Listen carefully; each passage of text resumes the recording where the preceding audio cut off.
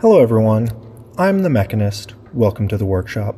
One of my long-term projects has been to make a plug spinner that is both affordable and accessible. This is the result of that. The spring is made out of a windshield wiper insert. The rest is 3D printed. I'm going to show you it in action, and then we'll talk about how you can make your own. Alright, first up is the 7-pin Yale mortise cylinder. Let me go ahead and rake it.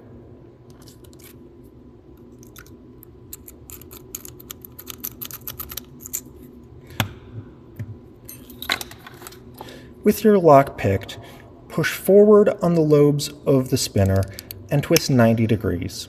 I don't recommend turning more than 90 degrees as it can permanently deform the spring. The button on the back will release the spinner. Okay, now let's move over to the vise where I have a demo block. Alright, next up is this quickset knob. I'm going to single pin pick this one.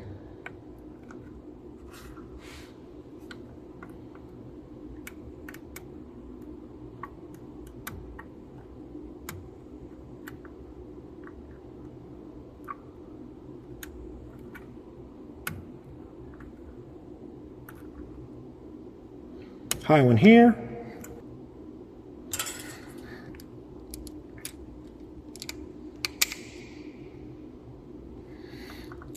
Time for the plug spinner. Give it a last little turn, and just like that, we are open, although no one really expected that to be difficult. Why don't I pull out something a little nicer for this next one? Finally is the Schlage commercial handle. I'm going to go ahead and rake it in the opposite direction.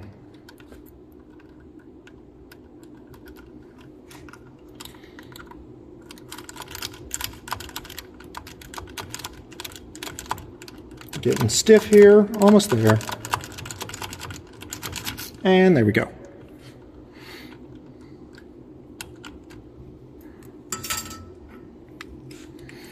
Once again, a simple 90-degree twist.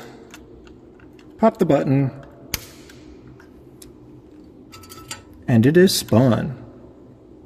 Alright, let's move back to the bench and talk about how you can make your very own. To make the plug spinner, you only need a few things. 3D printed components and a windshield wiper insert. The three printed components are the head, the handle, and the button. The windshield wiper I got from the dumpster at my local auto parts store. You're looking for a conventional wiper, which should look something like this. The other popular style, a beam wiper, will not work. This spinner was designed around a spring that is 0.8 millimeters by 0.32 millimeters. I have used 0.8 by 0.38 millimeters without any problem. The important part is that you get the right thickness. I'll go into more detail on Thingiverse about sizing and printing. Suffice it to say, it's okay if you can't find the exact size that I used. You will need some tools. I've chosen to only use simple hand tools in this video to show that no special tools or skills are required. I'll go over the tools that I'll be using, but use whatever you prefer. Here's what you'll need. Your favorite method of removing supports. I like a flush cutter and forceps. A way to measure the spring. A marker. Something to cut the spring. I'll be using a hacksaw. A tool to shape the end of the spring, like a file. Finally, an instrument of blunt force persuasion. Some things aren't necessary, but are recommended. Sandpaper to smooth the contact surfaces. A knife and pliers are helpful for removing the spring from the wiper. Once your parts are printed, the supports will need to be removed from the buttonhole of the handle. My favorite way of doing that is to stab the tips of my flush cutters in to make 2 holes, and grab a vertical with a pair of forceps to pull the whole thing out. Sometimes it does take 2 attempts.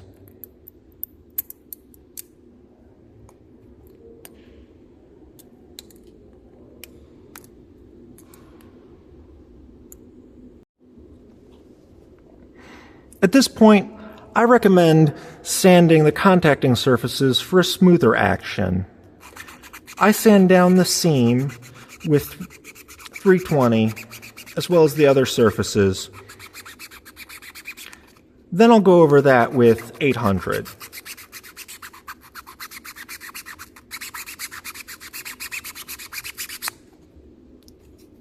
I lightly sand the inside of the notches for a cleaner release.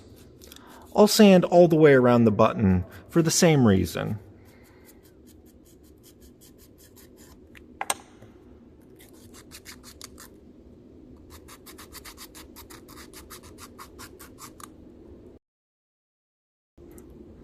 Next, you'll need to get the spring out of your wiper. I usually do this as I find them and discard the other parts of the wiper. There are 2 styles that I've found. The first has a notch in the end of the spring. The second has prongs. The notch style, you can twist the rubber and pull the spring out with a pair of pliers.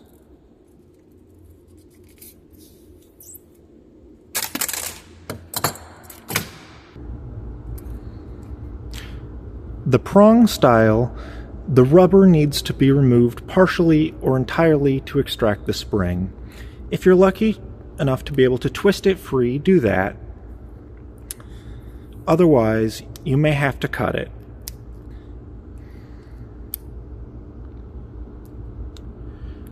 Push the spring inwards to clear the tab, pull up, and then slide out.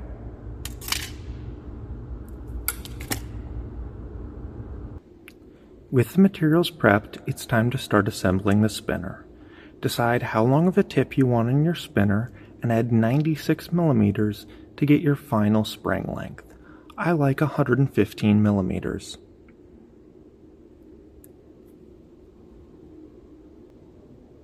With the spring held firmly, cut to the line.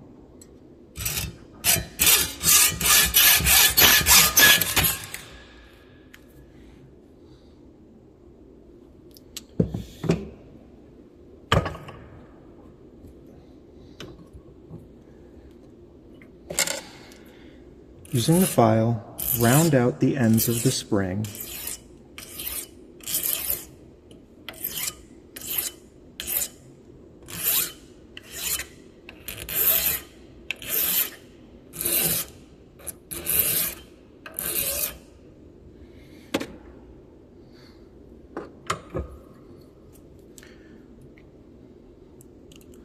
Running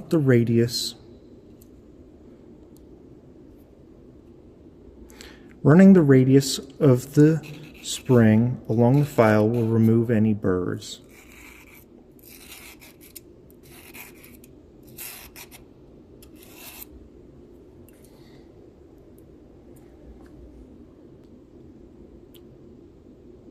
With the radius side of the button down, start the spring onto it.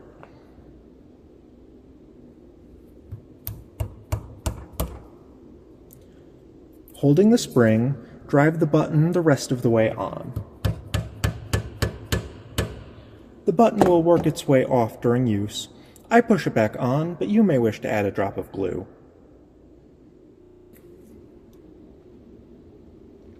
Take note of the seam location on the handle and on the inside ring of the head.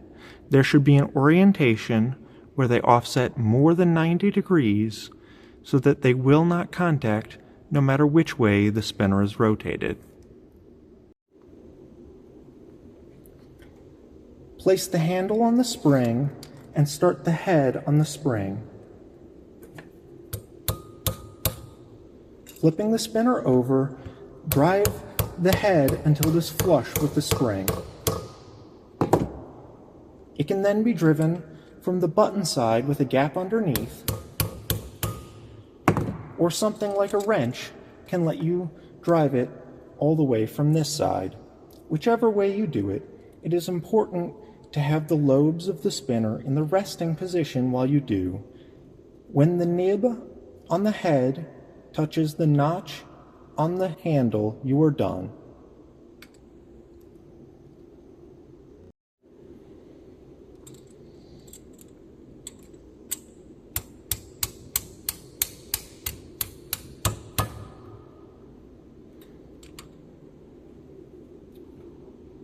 I'd like to thank everyone for watching, and happy spinning.